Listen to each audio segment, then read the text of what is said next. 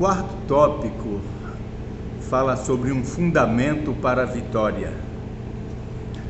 Eita. Na escada da santificação cristã, o que vem logo antes da paciência? E por quê?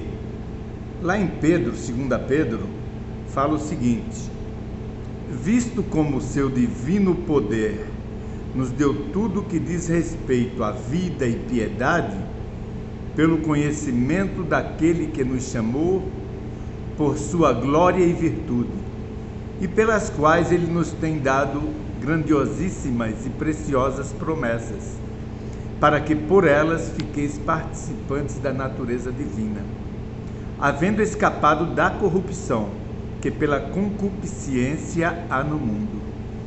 E vós também, pondo nisto mesmo toda a diligência, acrescentai à vossa fé a virtude, e a virtude a ciência, e a ciência a temperança, e a temperança a paciência, e a paciência a piedade, e a piedade o amor fraternal, e ao amor fraternal a caridade.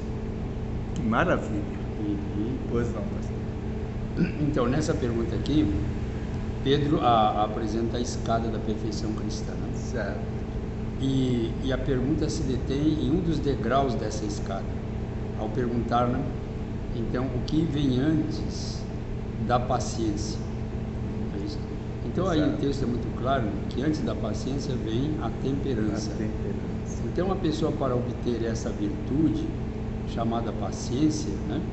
Inclusive que é uma das características daqueles que serão salvos nos últimos dias, né? Certo. Conforme Apocalipse 14, 12, aqui está a paciência dos santos, né? Justamente. Então, essa paciência, ela é um resultado de uma vida temperante. E diz aqui a nota, né, que um homem temperante não pode ser um homem paciente. Não é necessário ingerir bebidas alcoólicas para se tornar um intemperante. O pecado de comer sem regra, com muita frequência, comer demais e consumir alimentos muito calóricos ou prejudiciais destrói a ação saudável dos órgãos digestivos, afeta o cérebro e perverte o entendimento, impedindo o pensamento e a ação razoáveis, calmos e saudáveis. Em 1 Coríntios capítulo 16, o apóstolo Paulo fala que o nosso corpo é templo do Espírito Santo. Né? Certo. E eu achei interessante, irmão Joel, que o próprio texto bíblico, ele nos apresenta, né, através da inspiração, como nós podemos alcançar esses degraus, né? Aqui diz, visto como o seu divino poder nos deu tudo o que diz respeito à vida e à piedade. Exato. Então Deus, através da sua palavra, nos dá esclarecimento, como nós compreendemos a lei da nutrição especialmente, né? Exato. As leis do comer e beber, vestir e etc., para alcançarmos a virtude seguinte, que é a paciência. Né? Então a temperança, ela vem antes da paciência. Certo. Então uma pessoa intemperante, segundo a Bíblia e a própria experiência na vida, ela não consegue ser uma pessoa paciente. Uma pessoa nervosa, agitada, né?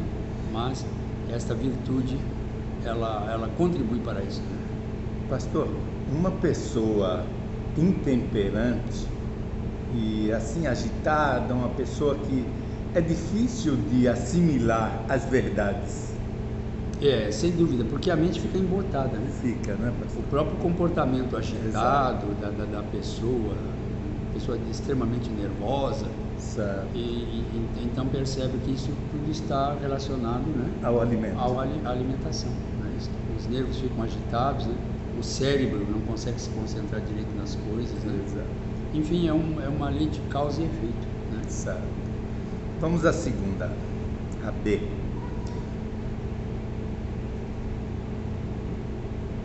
Como Paulo resumiu o segredo da vitória nessa área?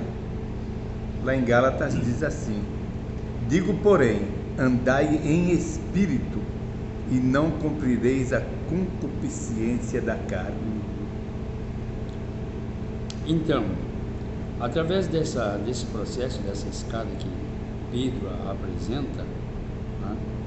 Então Então aqui há essa escada, que é chamada escada da perfeição cristã, onde está ali a temperança, né? E a paciência, não é isso? Então isso vai fazer com que andemos em espírito. Não é isso? O espírito é fortalecido porque a Bíblia diz que há uma guerra entre a carne e o espírito, né? Não é isso? Então quando nós procuramos obedecer a palavra de Deus nesse requisito, nós estamos fortalecendo o espírito e enfraquecendo a carne. Exato. Aqui diz a nota, né, que é muito importante. Recebemos a ordem de crucificar a carne com as afeições e concupiscência. Como podemos fazer isso? É uma pergunta, né? Isso. Devemos infligir dor ao corpo? Não, mas matando a tentação de pecar. O pensamento corrupto deve ser expulso. Cada pensamento deve ser levado cativo a Jesus Cristo. Todas as tendências animais devem ser controladas pelas faculdades superiores da alma. Que lindo. Então, a mente é que deve controlar o corpo, e não o corpo controlar a mente. Exato. Então, quando a pessoa é intemperante, irmão Joel, ela fortalece as tendências carnais. Certo. Não é isso? E quando ela procura observar a temperança cristã, ela fortalece a mente e enfraquece o corpo. Exato. E aí, consequentemente, vai obter a vitória. Depois, concluindo, aqui apresenta-se a experiência de Daniel, né? Isso. Quando apresentou-se ali várias iguarias, né? Vinho, aquelas carnes sacrificadas aos ídolos. Então nós conhecemos muito bem a história de Daniel. Olha, experimentam 10 dias, né? Dando-nos água a beber e legumes para comer. Isso. E no fim dos 10 dias que estavam bem assim fisicamente, né? Claro. Mas robustos, inteligentes, gozados, né? Isso. E etc. Mostrando então que isto é uma verdade, né? Como esse requisito da experiência cristã ajuda no nosso desenvolvimento, progresso e vitória sobre o pecado. Isso significa andar em espírito. Andar em espírito, exatamente. Na verdade. Andar em espírito. Quando procuramos fazer com todos os requisitos da vida, a vontade de Deus, nós estamos andando em espírito. Né?